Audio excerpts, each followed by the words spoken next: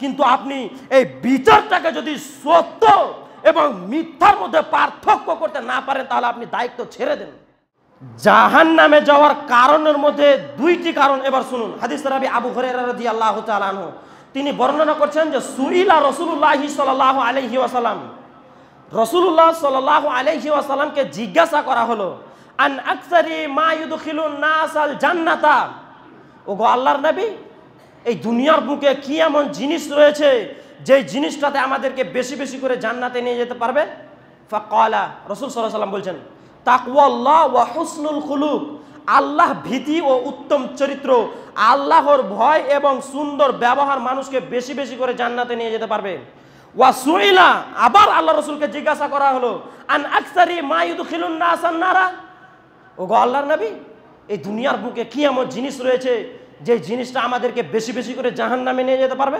ফাকালা, রাসূলুল্লাহ সাল্লাল্লাহু আলাইহি ওয়াসাল্লাম বলছেন আল ফামু ওয়াল ফারজু, তা হচ্ছে মুখ এবং লজ্জাস্থান। মুখ, জিহুব্বা এবং লজ্জাস্থান, এই দুইটা জিনিস আমাদেরকে বেশি বেশি করে জাহান্নাম নিয়ে যেতে পারবে।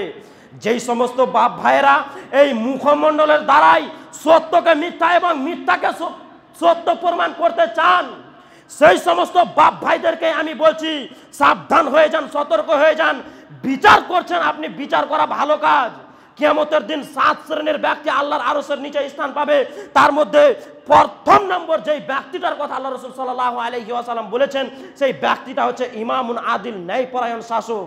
আপনি বিচার করছেন, বিচারের দায়িত্ব আপনাকে আমি কেটে দিতে বলছি না, দায়িত্ব থেকে আপনাকে বের হয়ে আসতে বলছি না, কিন্তু আপনি এই বিচারটাকে যদি সত্য এবং মিথ্যার মধ্যে পার্থক্য করতে না পারেন তাহলে আপনি দায়িত্ব ছেড়ে দেন। জি, এই মুখমণ্ডলের দ্বারাই আপনি একজন গরিবের ওপরে সব দোষ চাপিয়ে দিচ্ছেন। সাবধান হয়ে যান, সতর্ক হয়ে যান। রাসূল সাল্লাল্লাহু আলাইহি ওয়াসাল্লাম বলেন যে যেই বস্তুটা মানুষদেরকে বেশি বেশি করে জাহান্নামে নিয়ে যেতে পারবে সেই বস্তুটা হচ্ছে মুখ এবং লজ্জাস্থান।